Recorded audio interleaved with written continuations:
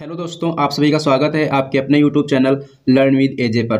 दोस्तों, आज है 30 नवंबर और आज की इस क्लास में हम लोग जो 28 नवंबर 2022 को कुमार गौरव सर के द्वारा जो क्लास करवाई गई थी, जिसमें करंट अफेयर्स के क्वेश्चन और उससे संबंधित स्टैटिक जी के क्वेश्चंस करवाए गए थे, उसी क्लास का आज की इस वीडियो में हम लोग रिवीजन करने वाले हैं। दोस्तों, जैसा कि आप लोग जानते ही हैं, ये क्लास जो है 2 दिन के अंतराल पर करवाई जाती है।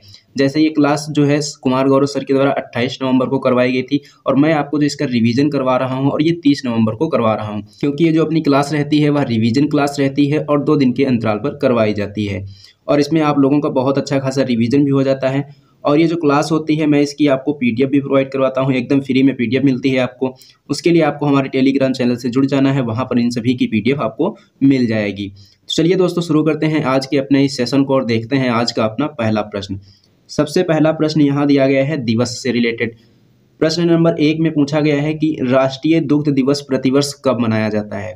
राष्ट्रीय दुग्ध दिवस जो है प्रतिवर्ष कब मनाया जाता है, ये जो है आपको बताना है 26 नवंबर को मनाया जाता है। बात हो गई ये तो राष्ट्रीय दुग्ध दिवस की। अगर आपसे पूछ दे विश्व दुग्ध दिवस कब मनाया जाता है, तो विश्व दुग्ध दिवस आपको याद रखना है कि 1 जून को मनाया जाता है। विश्व दुग्ध दिवस कब मनाया जाता है? विश्व दुग्ध दिवस पूछेगा तो 1 जून बताएंगे, राष्ट्रीय दुग्ध दिवस पूछेगा तो 26 नवंबर बताएंगे। और ये जो राष्ट्रीय दुग्ध दिवस है किसकी जयंती पर मनाया जाता है? ये जो राष्ट्रीय दुग्ध दिवस है ये वर्गीज कुरियन की जयंती पर मनाया जाता है। बात आई है यहाँ पर वर्गीज कुरियन जी की, तो वर्गीज कुरियन के बारे में जो क्वेश्चंस पूछे जा सकते हैं उनसे रिलेटेड सभी क्वेश्चंस हमने यहाँ पर लिखे हुए हैं, उनको देख लेते हैं। वर्गीज कुरियन कहाँ के निवासी थे? वर्गीज कुरियन जो है ये केरल के निवासी थे। एक पॉइंट ये याद रखना है। दूसरा पॉइंट ये याद रखना है कि श्वेत क्रांति का जनक किसे कहते हैं? श्वेत क्रांति का जनक किसे कहते हैं? वर्गीज कुरियन को कहते हैं। ये जो श्वेत क्रांति है इसको एक दूसरा नाम भी है जिसको हम कहते हैं ऑपरेशन फ्लड। ऑपरेशन फ्लड के जनक पूछेगा तब भी हम वर्गीज कुरियन ही बताएंगे, या फिर श्वेत क्रांति का जनक पूछेगा तब भी क्या बताएंगे? वर्गीज कुरियन ही बताएंगे। उसके बाद में जो वर्गीज कुरियन से संबंधित क्वेश्चन पूछे जा सकते हैं, यहाँ से जो अगला क्वेश्चन पूछा जा सकता है वर्गीज कुरियन जी से संबंधित, पूछा जाएगा कि वर्गीज कुरियन को रैमन मैग्सेसे अवार्ड से कब सम्मानित किया गया था। तब आपको बता देना है कि इनको रैमन मैग्सेसे अवार्ड से 1963 में सम्मानित किया गया था। और ये जो रैमन मैग्सेसे अवार्ड है कहाँ प्रदान किया जाता है? फिलीपींस की राजधानी मनीला में प्रदान किया जाता है। नेक्स्ट क्वेश्चन इनसे पूछा जा सकता है कि वर्गीज कुरियन को पद्म विभूषण से कब सम्मानित किया गया था? तो इन्हें पद्म विभूषण से सम्मानित किया गया था 1999 में। कब सम्मानित किया गया था? 1999 में। ये सारे के सारे पॉइंट इंपॉर्टेंट हैं, ये सभी पॉइंट्स आपको याद रखने हैं। बात आई है यहाँ पर रैमन मैग्सेसे अवार्ड की, तो रैमन मैग्सेसे अवार्ड से संबंधित कुछ पॉइंट देख लेते हैं। ये जो रैमन मैग्सेसे अवार्ड है इसको एशिया का नोबेल पुरस्कार भी कहा जाता है। यहाँ से बहुत ही प्यारा प्रश्न बनता है, पूछा जाता है कि एशिया का नोबेल पुरस्कार किस पुरस्कार को कहा जाता है? तो आपको बता देना है कि रैमन मैग्सेसे अवार्ड को एशिया का नोबेल पुरस्कार कहा जाता है। ये जो रैमन मैग्सेसे अवार्ड है पहले विजेता, इसके पहले भारतीय विजेता कौन थे? आचार्य विनोबा भावे। इनका नाम क्या है? आचार्य विनोबा भावे। आचार्य विनोबा भावे जी के द्वारा भूदान आंदोलन को शुरू किया गया था और ये पहले व्यक्तिगत सत्याग्रही भी हैं। तो आचार्य विनोबा भावे जी से संबंधित आपको 2 पॉइंट याद रखने हैं। भूदान आंदोलन की शुरुआत किसने की? आचार्य विनोबा भावे जी ने की थी। और पहले व्यक्तिगत सत्याग्रही कौन माने जाते हैं? आचार्य विनोबा भावे जी को पहले व्यक्तिगत सत्याग्रही के रूप में जाना जाता है। और ये तो पॉइंट हमने आपको बता ही दिया है कि विश्व दुग्ध दिवस कब मनाया जाता है? 1 जून को। और राष्ट्रीय दुग्ध दिवस हमने देख लिया है, राष्ट्रीय दुग्ध दिवस कब मनाते हैं? 26 नवंबर को मनाते हैं। अब इंपॉर्टेंट पॉइंट की बात यहाँ से करेंगे करंट अफेयर्स की। तो पहला क्वेश्चन यहाँ पर दिया गया है कि अमेरिकी केंद्रीय खुफिया एजेंसी CIA का पहला मुख्य प्रौद्योगिकी अधिकारी किस भारतीय मूल के व्यक्ति को चुना गया है? बहुत ही प्यारा प्रश्न है। अमेरिकी केंद्रीय खुफिया एजेंसी का पहला मुख्य प्रौद्योगिकी अधिकारी किस भारतीय मूल के व्यक्ति को चुना गया है? तब बता देना है नंदमूल चंदानी को। किसे? नंदमूल चंदानी को। नेक्स्ट पॉइंट है कि जीन बैंक परियोजना को स्थापित करने वाला पहला राज्य कौन सा बना है? जीन बैंक परियोजना को स्थापित करने वाला पहला राज्य कौन सा बना है? ये बना है महाराष्ट्र। महाराष्ट्र की राजधानी क्या है? महाराष्ट्र की राजधानी है मुंबई। महाराष्ट्र के मुख्यमंत्री कौन है? एकनाथ शिंदे। महाराष्ट्र के मुख्यमंत्री कौन है? एकनाथ शिंदे। नेक्स्ट पॉइंट की बात करेंगे यहाँ पर, तो नेक्स्ट पॉइंट लिखा हुआ है कि IWF जूनियर विश्व चैंपियनशिप में स्वर्ण पदक विजेता पहली भारतीय महिला भारोत्तोलक कौन बनी है? IWF जूनियर विश्व चैंपियनशिप में स्वर्ण पदक जीतने वाली पहली भारतीय महिला भारोत्तोलक कौन बनी है? हर्षदा गरुड़। यहाँ से प्रश्न आपसे ऐसे भी पूछा जा सकता है कि हर्षदा गरुड़ जी का संबंध कौन से खेल से है? तब आपको बता देना है कि इनका संबंध भारोत्तोलन से है, वेट लिफ्टिंग से है। नेक्स्ट पॉइंट की बात करेंगे, यहाँ पर तो लिखा हुआ है कि 75वें नंबर की जो संतोष ट्रॉफी 2021-20 में हुई है, इसका विजेता कौन सा राज्य बना है? तो इसका विजेता बना है केरल, और इसका जो आयोजन है, आयोजन भी केरल में हुआ था। तो दोनों ही पॉइंट आपको याद रखने हैं। जो संतोष ट्रॉफी 2021-22 में आयोजित की गई कौन से नंबर की थी? 75वें नंबर की थी। आयोजन कहाँ किया गया? केरल में। विजेता कौन बना? केरल। तीनों पॉइंट्स आपको याद रखने हैं। उसके बाद में अगला अपना पॉइंट जो है, इसमें पूछा जा रहा है कि तीसरे नंबर के जो खेलो इंडिया यूनिवर्सिटी गेम्स होंगे, इनका आयोजन कहाँ किया जाएगा? तीसरे नंबर के खेलो इंडिया यूनिवर्सिटी गेम्स का आयोजन कहाँ किया जाएगा? इनका आयोजन किया जाएगा उत्तर प्रदेश में। चलिए दोस्तों, अब हम लोग देखेंगे क्वेश्चन नंबर 2, और क्वेश्चन नंबर 2 में दिया गया है INS ईक्षक से संबंधित। पहली बात तो यहाँ से कौन कौन से क्वेश्चन बन सकते हैं, इनको देख लेते हैं। प्रश्न पूछा जाएगा कि INS क्या है, INS का अर्थ क्या है, INS को कहाँ से शामिल किया गया है, INS का निर्माण किसने किया है, और इसको भारतीय नौसेना में कब शामिल किया गया है। इस तरीके से क्वेश्चन यहाँ से पूछे जा सकते हैं। तो सबसे पहला प्रश्न अपना जो है यहाँ पर ये पूछा गया है कि INS ईक्षक क्या है। यह एक सर्वेक्षण पोत है, यानी कि सर्वेक्षण वेसल्स है। सर्वेक्षण वेसल्स कह सकते हैं, सर्वेक्षण पोत कह सकते हैं। दूसरा प्रश्न यहाँ से जो पूछा जा सकता है कि INS जो ईक्षक है, इसका अर्थ क्या है? तो इसका अर्थ है गाइड। इसका अर्थ क्या है? इसका अर्थ है गाइड। इसको भारतीय नौसेना में कहाँ से शामिल किया गया है? तब आपको बता देना है कि इसको भारतीय नौसेना में चेन्नई से शामिल किया गया है। कब शामिल किया गया है? तब आपको बता देना है कि 26 नवंबर 2022 को इसको शामिल किया गया है। नेक्स्ट क्वेश्चन यहाँ से पूछा जा सकता है कि INS ईक्षक का निर्माण किसने किया है? तब आपको बता देना है गार्डन रिच शिपयार्ड लिमिटेड के द्वारा इसका निर्माण किया गया है।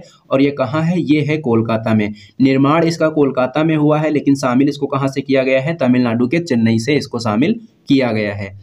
इंपॉर्टेंट पॉइंट की बात करेंगे तो पहला पॉइंट यहाँ पर लिखा हुआ है कि ग्लोबल ड्रोन एक्सपो और 44वें नंबर का जो शतरंज ओलंपियाड है, इन दोनों का आयोजन कहाँ किया गया? ग्लोबल ड्रोन एक्सपो और 44वां शतरंज ओलंपियाड जो कि 2022 में ही हुआ है, इन दोनों का आयोजन कहाँ किया गया है? इन दोनों का आयोजन चेन्नई में किया गया है। नेक्स्ट पॉइंट अपना रिलेटेड है सूचकांक से। विश्व प्रेस स्वतंत्रता सूचकांक में, विश्व प्रेस स्वतंत्रता सूचकांक जो कि 2022 में जारी किया गया, इसमें भारत की रैंक कितनी है? इसमें भारत की रैंक है 150। कितनी है? 150 है। विश्व स्नूकर चैंपियनशिप 2022 का विजेता कौन बना है? विश्व स्नूकर चैंपियनशिप 2022 का विजेता बना है रॉनी ओसुलिवन। कौन बना है? रॉनी ओसुलिवन बना है। और ये कहाँ के हैं? ये इंग्लैंड के हैं। नेक्स्ट पॉइंट है प्रोजेक्ट 75 के तहत कितनी पनडुब्बियों का निर्माण किया गया? प्रोजेक्ट 75 के तहत 6 पनडुब्बियों का निर्माण किया जा रहा है। और इसकी पहली पनडुब्बी का नाम आपको याद रखना है। पहली पनडुब्बी कौन सी है? INS कलवरी है। इसके पहले जो हमने वीडियो करवाई थी, इसके पहले जस्ट पहले वाली जो वीडियो आई थी, उसमें हमने इन 6 पनडुब्बियों के नाम बताए थे। अगर आपको इन 6 पनडुब्बियों के नाम पता है तो उसका आंसर आप लोग कमेंट में जरूर करना कि प्रोजेक्ट 75 के तहत कौन कौन सी पनडुब्बियों का निर्माण किया जा रहा है और कौन कौन सी पनडुब्बियों का निर्माण हो चुका है। चलिए दोस्तों, अब देख लेते हैं नेक्स्ट पॉइंट। नेक्स्ट पॉइंट यहाँ पर दिया गया है आदिवासी स्वास्थ्य वेधशाला से। आदिवासी स्वास्थ्य वेधशाला को कहाँ स्थापित किया जाएगा? तब आपको बता देना है कि इसको उड़ीसा में स्थापित किया जाएगा। अभी स्थापित हुई नहीं है, इसको स्थापित किया जाएगा। नेक्स्ट पॉइंट है कि भारत की पहली फ्लो केमिस्ट्री टेक्नोलॉजी कहाँ स्थापित की गई है? भारत की पहली फ्लो केमिस्ट्री टेक्नोलॉजी को कहाँ स्थापित किया गया है? तब आपको बता देना है कि इसको हैदराबाद में स्थापित किया गया है। कहाँ स्थापित किया गया है? हैदराबाद में। हैदराबाद में ही स्टैच्यू ऑफ इक्वलिटी को स्थापित किया गया है। स्टैच्यू ऑफ इक्वलिटी को यहाँ स्थापित किया गया और ऑपरेशन पोलो जो कि 1948 में हुआ था, इसी के तहत हैदराबाद को भारत में मिलाया गया था। चलिए अब नेक्स्ट पॉइंट देख लेते हैं, और नेक्स्ट पॉइंट यहाँ पर दिया गया है क्वेश्चन नंबर 3 से। क्वेश्चन नंबर 3 आज का बहुत ही इंपॉर्टेंट प्रश्न है, क्योंकि अभी क्या हुआ है, PSLV C-54 से 9 उपग्रहों को एक साथ लॉन्च किया गया है। अब ये 9 उपग्रह कौन कौन से हैं, इनके नाम आपको याद रखना है। तो चलिए एक एक करके देख लेते हैं।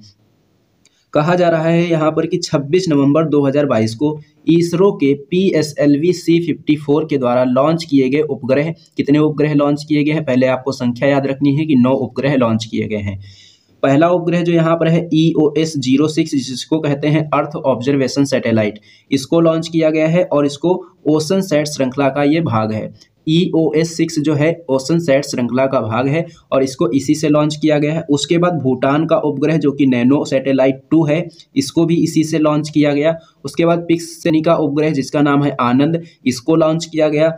एस्ट्रोकास्ट के चार उपग्रह लॉन्च किए गए और 2 जो है थाईवोल्ट उपग्रह लॉन्च किए गए हैं। तो 2 उपग्रह ये 2, 4, 6 और ये आनंद 7 और नैनो सैटेलाइट 8 और ये EOS-06 9, ये कुल मिलाकर 9 सैटेलाइट लॉन्च किए गए हैं और ये सभी किसी एक ही रॉकेट से लॉन्च किए गए हैं। रॉकेट का नाम क्या है?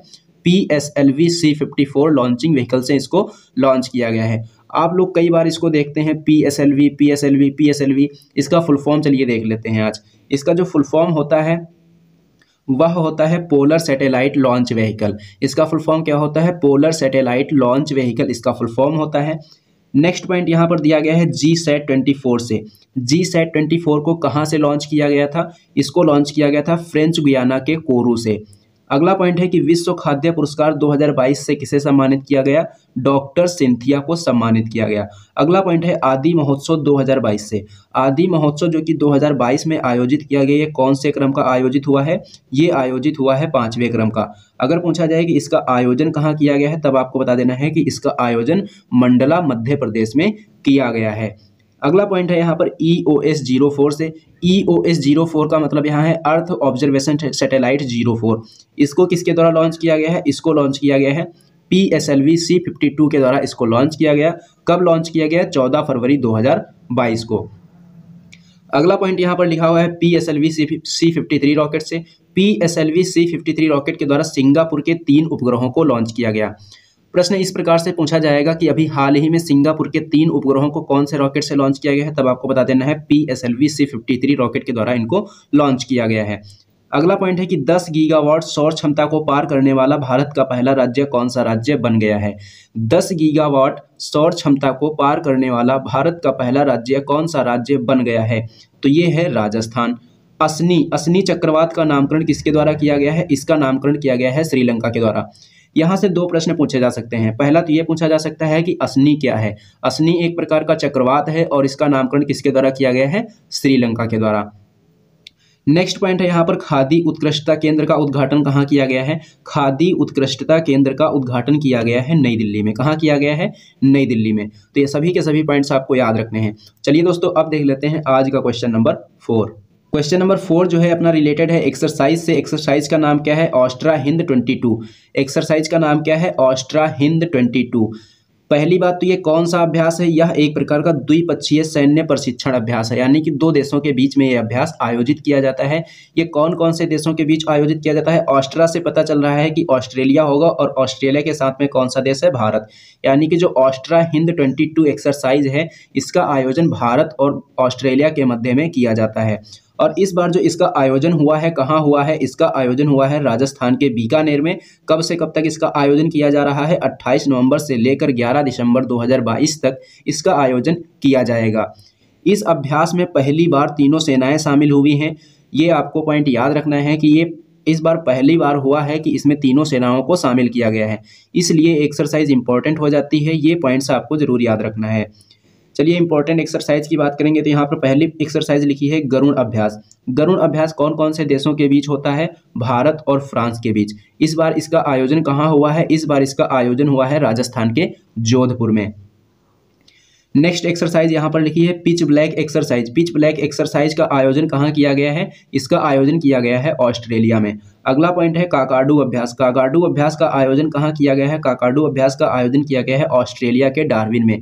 कहाँ किया गया है? ऑस्ट्रेलिया के डार्विन में। नेक्स्ट पॉइंट में पूछा जा रहा है कि अंतर्राष्ट्रीय नर्स दिवस कब मनाया जाता है? अंतर्राष्ट्रीय नर्स दिवस जो है यह प्रतिवर्ष 12 मई को मनाया जाता है। अगला पॉइंट है राष्ट्रमंडल खेल 2026 से। राष्ट्रमंडल खेल 2026 का आयोजन कहाँ किया जाएगा? ऑस्ट्रेलिया के विक्टोरिया में इसका आयोजन किया जाएगा। और 2022 वाले जो राष्ट्रमंडल खेल हुए हैं उनका आयोजन कहाँ किया गया है? उनका आयोजन किया गया बर्मिंघम में। और 26 वाले जो होंगे उनका आयोजन होगा विक्टोरिया में। नेक्स्ट पॉइंट है मुख्य चुनाव आयुक्त से। मुख्य चुनाव आयुक्त वर्तमान समय में कौन है? इनका नाम है राजीव कुमार। मुख्य चुनाव आयुक्त का कार्यकाल कितना होता है? मुख्य चुनाव आयुक्त का कार्यकाल होता है 6 वर्ष या फिर 65 वर्ष। ये जो 6 वर्ष और 65 वर्ष होता है, इसका मतलब क्या होता है? मान लीजिए कोई व्यक्ति, जैसे माना कि कोई व्यक्ति 35 वर्ष का है कोई व्यक्ति 35 वर्ष का है तो ये कब तक कार्यकाल का, इसका कार्यकाल कब तक रहेगा, 35 + 6 यानी कि 41 वर्ष, यानी कुल मिलाकर ये 6 साल का अपना कार्यकाल पूरा कर लेगा। लेकिन वहीं पर अगर बात की जाए, कोई व्यक्ति ऐसा है जिसकी उम्र कितनी है, 62 ईयर है। कोई व्यक्ति ऐसा है जिसको मुख्य चुनाव आयुक्त बनाया गया और उसकी एज कितनी है, 62 वर्ष है, तो यह जो है अपना कार्यकाल 6 वर्ष का कार्यकाल नहीं पूरा कर पाएगा, क्योंकि जो अधिकतम आयु है इसकी 65 वर्ष ही है, यानी कि 62 + 3, ये केवल और केवल अपना 3 साल का कार्यकाल पूरा कर पाएगा और उसके बाद इसको सेवा मुक्त कर दिया जाएगा। इस तरीके से यही चीज़ कही जाती है यहाँ पर कि 6 वर्ष या तो होगा या तो फिर क्या होगा, 65 वर्ष की आयु पूरी हो जाएगी, तब भी उसको सेवा मुक्त कर दिया जाएगा। नेक्स्ट पॉइंट यहाँ पर दिया गया है, पहले नंबर का बांग्ला अकादमी पुरस्कार किसे दिया गया है। फर्स्ट बांग्ला अकादमी पुरस्कार किसे दिया गया है, ये दिया गया है ममता बनर्जी को।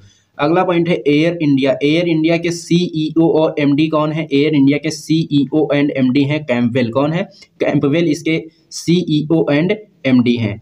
अगला पॉइंट है क्वेश्चन नंबर 5 से। क्वेश्चन नंबर 5 में पूछा जा रहा है मुख्यमंत्री स्वास्थ्य परीक्षण योजना। मुख्यमंत्री स्वास्थ्य परीक्षण योजना, इससे कौन कौन से क्वेश्चन पूछे जा सकते हैं। यहाँ से जो प्रश्न बनने वाले हैं चलिए उनको देख लेते हैं। पहला प्रश्न पूछा जा सकता है कि मुख्यमंत्री स्वास्थ्य परीक्षण जो योजना है इसका शुभारंभ किसके द्वारा किया गया, शुभारंभ कब किया गया और इसका शुभारंभ कहाँ किया गया। ये 3 प्रश्न यहाँ से पूछे जा सकते हैं। तो पहला प्रश्न है कि इसका शुभारंभ किसके द्वारा किया गया है, तो इसका शुभारंभ जो है राष्ट्रपति द्रौपदी मुर्मू जी के द्वारा किया गया है। कब किया गया इसका शुभारंभ, 29 नवंबर 2022 को। शुभारंभ कहाँ किया गया है, तब आपको बता देना है कि इसका शुभारंभ हरियाणा में किया गया है। बात आई है यहाँ पर हरियाणा की, तो हरियाणा से कुछ पॉइंट देखेंगे। हरियाणा के मुख्यमंत्री कौन है, हरियाणा के मुख्यमंत्री हैं मनोहर लाल खट्टर। कौन है, मनोहर लाल खट्टर। उसके बाद हरियाणा से ही अपना पॉइंट है, हड़प्पा सभ्यता का सबसे बड़ा संग्रहालय कहाँ है, राखीगढ़ी में, और ये राखीगढ़ी कहाँ है, हरियाणा में है। अगला पॉइंट है ई अधिगम योजना को किसके द्वारा शुरू किया गया है, ई अधिगम योजना को हरियाणा राज्य के द्वारा शुरू किया गया है। नेक्स्ट पॉइंट देख लेते हैं, और नेक्स्ट पॉइंट यहाँ पर दिया गया है टेम्पल्टन पुरस्कार 2022 से रिलेटेड। टेम्पल्टन पुरस्कार 2022 किसे दिया गया है, फ्रैंक विल्जैक को दिया गया। किसे दिया गया, फ्रैंक विल्जैक को टेम्पल्टन पुरस्कार 2022 से सम्मानित किया गया। अगला पॉइंट देखते हैं, तो अगला पॉइंट यहाँ पर दिया गया है कि रॉयल गोल्ड मेडल जो कि 2022 में दिया गया, इससे किस भारतीय व्यक्ति को सम्मानित किया गया है। रॉयल गोल्ड मेडल 2022 से किस भारतीय व्यक्ति को सम्मानित किया गया है, तो इनका नाम है बालकृष्ण दोषी, इन्हें ये अवार्ड दिया गया। अगला पॉइंट है थॉमस कप से संबंधित। यहाँ से कौन कौन से क्वेश्चन बन सकते हैं, ये जो थॉमस कप है ये कौन से खेल से संबंधित है, तब आपको बता देना है कि ये बैडमिंटन से संबंधित है। ये जो थॉमस कप है इसको भारत ने पहली बार जीता है, तो इसलिए इस पर तो बहुत ही इंपॉर्टेंट प्रश्न बन जाता है, इसको जरूर याद रखना कि ये जो थॉमस कप है इसको भारत के द्वारा पहली बार जीता गया है। और भारत ने किस देश को हराकर जीता है, तब आपको बता देना है कि भारत ने इंडोनेशिया को हराकर ये कप जीता है। तीनों पॉइंट यहाँ से आपको याद रखने हैं। अगला पॉइंट है त्रिपुरा से संबंधित। त्रिपुरा के नए मुख्यमंत्री कौन बने हैं, त्रिपुरा के नए मुख्यमंत्री बने हैं डॉक्टर मानिक शाह। कौन बने हैं, डॉक्टर मानिक शाह। 52वें नंबर का टाइगर रिजर्व कौन सा है, रामगढ़ विषधारी टाइगर रिजर्व है, ये कहाँ है, बूंदी राजस्थान में। अभी हाल ही में 53वां टाइगर रिजर्व चुना गया है, इसका नाम क्या है, इसका नाम है रानीपुर टाइगर रिजर्व, और ये कहाँ है, उत्तर प्रदेश में। कहाँ है, उत्तर प्रदेश में। चलिए अब देख लेते हैं आज का क्वेश्चन नंबर 6। क्वेश्चन नंबर 6 दिया गया है जस्टिस मोबाइल ऐप से संबंधित। ये जस्टिस मोबाइल ऐप का शुभारंभ किया गया है, यहाँ से कौन कौन से प्रश्न बन सकते हैं, इसका शुभारंभ कब किया गया है और किसके द्वारा किया गया है, ये दोनों प्रश्न यहाँ से पूछे जा सकते हैं।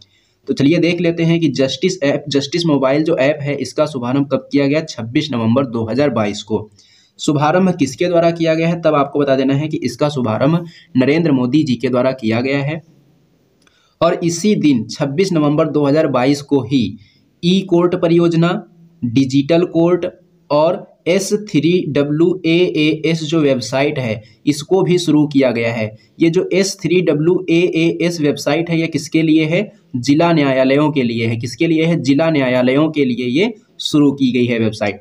तो ये चारों पॉइंट यहाँ से आपको याद रखने हैं। 26 नवंबर 2022 को जस्टिस मोबाइल ऐप का शुभारंभ किया गया, ई कोर्ट परियोजना का शुभारंभ किया गया, डिजिटल कोर्ट का शुभारंभ किया गया और S3WAAS वेबसाइट का भी शुभारंभ किया गया। चलिए यहाँ से इंपॉर्टेंट पॉइंट की बात करेंगे तो पहला पॉइंट लिखा है 26 नवंबर 1949 से। 26 नवंबर 1949 को क्या हुआ था? संविधान बनकर तैयार हुआ था। क्या हुआ था? संविधान बनकर तैयार हुआ था। उसके बाद है 26 नवंबर को कौन सा दिवस मनाते हैं? 26 नवंबर को संविधान दिवस मनाया जाता है और राष्ट्रीय दुग्ध दिवस तो मनाया ही जाता है, अभी हमने देखा था। 26 नवंबर को दो दिवस हैं, कौन कौन से? संविधान दिवस और राष्ट्रीय दुग्ध दिवस। नेक्स्ट पॉइंट यहाँ पर दिया गया है 5G टेस्ट बेड का शुभारंभ कहाँ किया गया है? 5G टेस्ट बेड का शुभारंभ किया गया IIT मद्रास में। शुभारंभ किसके द्वारा किया गया? तब आपको बता देना है कि इसका शुभारंभ प्रधानमंत्री नरेंद्र मोदी जी के द्वारा इसका शुभारंभ किया गया है। अगला पॉइंट है डेफ ओलंपिक 2021 से। डेफ ओलंपिक 2021 का आयोजन कहाँ किया गया है? इसका आयोजन किया गया है ब्राजील में। बात की जाए इसमें पदक तालिका की तो पदक तालिका में भारत का कौन सा स्थान रहा है इसमें? तब आपको बता देना है 9वां स्थान रहा है। तो यहाँ से आपको दो पॉइंट याद रखने हैं। डेफ ओलंपिक 2021 में पदक तालिका में भारत का स्थान क्या रहा है? 9वां स्थान रहा है। चलिए दोस्तों अब देख लेते हैं आज का क्वेश्चन नंबर 7। क्वेश्चन नंबर 7 दिया गया है विक्रम गोखले जी से संबंधित। ये विक्रम गोखले जो हैं एक अभिनेता थे और इनका अभी हाल ही में 26 नवंबर 2022 को निधन हो गया है। तो यहाँ से बस ज़्यादा कुछ नहीं पूछा जाता है, यहाँ से सिर्फ दो चीज़ें पूछी जा सकती हैं। दो चीज़ें नहीं, सिर्फ एक चीज़ पूछी जा सकती है। जैसे कि यहाँ जो नाम दिया गया है विक्रम गोखले, पूछा जाएगा कि अभी हाल ही में 26 नवंबर 2022 को विक्रम गोखले जी का निधन हो गया है, इनका संबंध कौन से क्षेत्र से था? तब आपको बता देना है कि यह एक अभिनेता थे। कौन थे? यह एक अभिनेता थे। बस इतना आपको याद रखना है। इंपॉर्टेंट पॉइंट की बात करेंगे तो यहाँ से पहला क्वेश्चन लिखा है कि विश्व मुक्केबाजी चैंपियनशिप में स्वर्ण पदक विजेता 5वीं भारतीय महिला कौन बनी है? विश्व मुक्केबाजी चैंपियनशिप में स्वर्ण पदक विजेता 5वीं भारतीय महिला कौन बनी है? इनका नाम है निखत जरीन। क्या नाम है? इनका नाम है निखत जरीन और ये कहाँ की रहने वाली हैं? ये तेलंगाना की रहने वाली हैं। ये भी पॉइंट आपको याद रखना है। नेक्स्ट पॉइंट दिया गया है कि अंतर्राष्ट्रीय जैव विविधता दिवस कब मनाया जाता है? अंतर्राष्ट्रीय जैव विविधता दिवस कब मनाते हैं? ये मनाते हैं 22 मई को। अगला पॉइंट दिया गया है पंडित शिव कुमार शर्मा और भजन सोपारी, इनका संबंध कौन से वाद्य यंत्र से है? इनका संबंध है संतूर वादक से। पंडित शिव कुमार शर्मा और भजन सोपारी का संबंध कौन से वाद्य यंत्र से है? तो इनका संबंध है संतूर से। अगला पॉइंट है दिल्ली के नए उपराज्यपाल कौन बने हैं? दिल्ली के नए उपराज्यपाल बने हैं विनय कुमार सक्सेना। कौन बने हैं? विनय कुमार सक्सेना। अगला पॉइंट है फेस्टिवल से। लेवेंडर फेस्टिवल कहाँ मनाया जाता है? लेवेंडर फेस्टिवल मनाया जाता है जम्मू कश्मीर में। हेमिस फेस्टिवल कहाँ मनाया जाता है? हेमिस फेस्टिवल जो है ये मनाया जाता है लद्दाख में। और ट्यूलिप गार्डन कहाँ है? ट्यूलिप गार्डन है जम्मू कश्मीर में। ये तीनों पॉइंट्स आपको जरूर याद रखने हैं। चलिए दोस्तों अब देख लेते हैं आज का क्वेश्चन नंबर 8। क्वेश्चन नंबर 8 में क्या पूछा जा रहा है? Global employability university ranking and survey report 2022, इसको जारी कर दिया गया है। कौन सी रिपोर्ट है? Global employability university ranking and survey report 2022। यहाँ से पहला क्वेश्चन क्या याद रखना है? यहाँ से आपको पहला क्वेश्चन ये याद रखना है कि ये रिपोर्ट किसके द्वारा जारी की गई है। तब आपको बताना है कि ये रिपोर्ट जो है टाइम्स हायर एजुकेशन के द्वारा जारी की गई है। और इसमें जो टॉप पर इंस्टीट्यूट रहा है, अगर भारत में पूछा जाएगा भारत में टॉप इंस्टीट्यूट इसमें कौन सा रहा है, तब आपको बता देना है IIT दिल्ली। लेकिन पूरे वर्ल्ड लेवल पर बात की जाएगी तो वर्ल्ड लेवल पर इसमें पहले स्थान पर कौन से संस्थान को रखा गया है? तब मैसाचुसेट्स को रखा गया है जो कि अमेरिका में है। वर्ल्ड लेवल पर पूछेगा तो मैसाचुसेट्स बताएंगे और अगर भारत के लेवल पर पूछेगा तो IIT दिल्ली बताएंगे। और IIT दिल्ली का स्थान जो है पूरे वर्ल्ड के लेवल पर देखा जाएगा तो ये 29वें नंबर पर इसका स्थान आता है। ये जो रैंकिंग जारी की गई है, रिपोर्ट जारी की गई है, इसमें टॉप 100 में भारत के कितने यूनिवर्सिटी शामिल हैं? भारत के 3 यूनिवर्सिटी को शामिल किया गया है। पहली यूनिवर्सिटी IIT दिल्ली, दूसरी यूनिवर्सिटी IIT बेंगलुरु और फिर है IIT बॉम्बे। इन तीनों को इसमें शामिल किया गया है।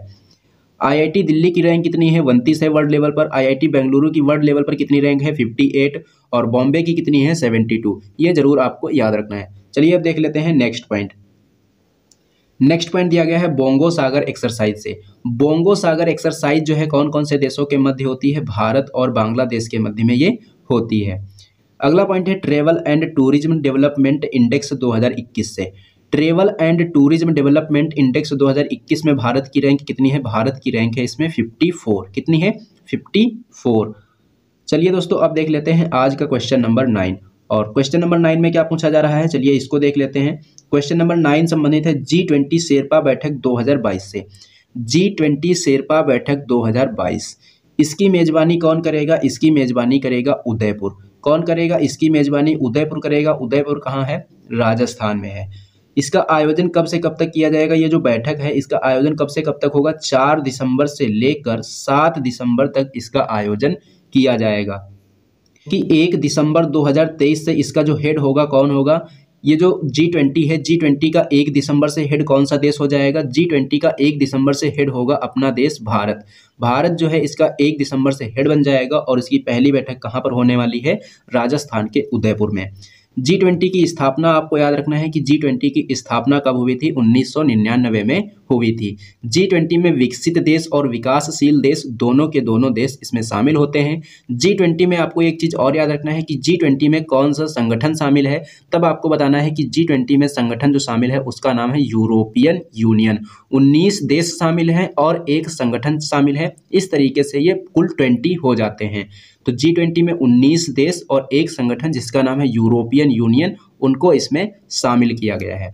इंपॉर्टेंट पॉइंट की बात करेंगे तो पहला पॉइंट यहाँ पर लिखा हुआ है कि विश्व वायु शक्ति सूचकांक 2022 में भारतीय वायुसेना को कौन से स्थान पर रखा गया है? विश्व वायु शक्ति सूचकांक 2022 में भारतीय वायुसेना को कौन से स्थान पर रखा गया है? तो इसको रखा गया है तीसरे स्थान पर। अगला पॉइंट है अंतर्राष्ट्रीय बुकर पुरस्कार 2022 से। अंतर्राष्ट्रीय बुकर पुरस्कार 2022 किसे दिया गया है? ये दिया गया है गीतांजलि श्री को। नेक्स्ट पॉइंट है विश्व का पहला नैनो यूरिया तरल संयंत्र कहाँ स्थापित किया गया है? विश्व का पहला नैनो यूरिया तरल संयंत्र स्थापित किया गया है कलोल। कलोल कहाँ है? गुजरात में। यहाँ पर इसको स्थापित किया गया। अगला पॉइंट है अंतर्राष्ट्रीय मुक्केबाजी संघ एथलीट समिति का अध्यक्ष किसे चुना गया? अंतर्राष्ट्रीय मुक्केबाजी संघ का एथलीट समिति का अध्यक्ष किसे चुना गया है? किस भारतीय को चुना गया है? तब आपको बता देना है लवलीना बोरगोहन को। लवलीना बोरगोहन का संबंध कौन से खेल से है? बॉक्सिंग से। और ये कहाँ की रहने वाली हैं? ये असम की रहने वाली हैं। ये पॉइंट्स भी आपको याद रखने हैं। नेक्स्ट पॉइंट दिया गया है कि 75वें नंबर का जो कांस्य फिल्म महोत्सव हुआ है, इसमें पाम डी ओर से किसे सम्मानित किया गया है? 75वें नंबर का कांस्य फिल्म महोत्सव जो हुआ उसमें पाम डी ओर अवार्ड से किसे सम्मानित किया गया है? ट्रायंगल ऑफ सैडनेस को सम्मानित किया गया। किसे? ट्रायंगल ऑफ सैडनेस को। और आज की इस वीडियो का लास्ट क्वेश्चन, क्वेश्चन नंबर 10, चलिए इसको भी देख लेते हैं। यहाँ से राष्ट्रीय कैडेट कोर से ये रिलेटेड है। राष्ट्रीय कैडेट कोर के बारे में देखेंगे। राष्ट्रीय कैडेट कोर की जो स्थापना हुई थी कब हुई थी? राष्ट्रीय कैडेट कोर की स्थापना जो हुई थी 1948 में हुई थी। कब हुई थी? 1948 में। एनसीसी की स्थापना कब हुई? एनसीसी की स्थापना 1948 में हुई थी। कौन सी समिति की सिफारिश पर हुई थी? तब आपको याद रखना है कि कुंजरू समिति की सिफारिश पर इसकी स्थापना हुई थी। और अभी हाल ही में 27 नवंबर 2022 को इसकी 74वीं वर्षगांठ मनाई गई है। कौन सी वर्षगांठ? 74वीं वर्षगांठ मनाई गई है। ये आपको याद रखना है। ये करेंट का क्वेश्चन है। पूछा जाएगा कि अभी हाल ही में राष्ट्रीय कैडेट कोर की कौन सी वर्षगांठ मनाई गई? आपको बताना है 74वीं वर्षगांठ मनाई गई है। और ये जो राष्ट्रीय कैडेट कोर है यानी कि जो एनसीसी है, कौन से मंत्रालय के अंतर्गत आता है? तब आपको बता देना है कि ये रक्षा मंत्रालय के अंतर्गत आता है। इंपॉर्टेंट पॉइंट की बात करेंगे तो पहला पॉइंट यहाँ पर लिखा है आईपीएल। आईपीएल का जो कि 15वां संस्करण हुआ, इसका विजेता कौन सी टीम रही है? गुजरात टाइटंस। और उप विजेता कौन इसमें रहा है? उप विजेता रहा है राजस्थान रॉयल। अगला पॉइंट है मैत्री एक्सप्रेस। मैत्री एक्सप्रेस जो ट्रेन है कौन कौन से देशों के बीच चलाई जाती है? भारत और बांग्लादेश के बीच ये चलती है। अगला पॉइंट है सिर पुरकर जांच कमीशन किससे संबंधित है? सिर पुरकर जांच कमीशन जो है दिशा रेप में जो एनकाउंटर केस है उससे ये संबंधित है। तो दोस्तों ये था आज का आपका सेशन। ये सेशन आपको कैसा लगा है कमेंट बॉक्स में कमेंट करके जरूर बताना। सेशन पसंद आया हो तो इसे लाइक करना और इसे अपने दोस्तों में ज़्यादा से ज़्यादा शेयर भी करना और एक अच्छा सा कमेंट जरूर लिखें। तो चलिए दोस्तों अब मिलते हैं हम लोग एक नेक्स्ट वीडियो में।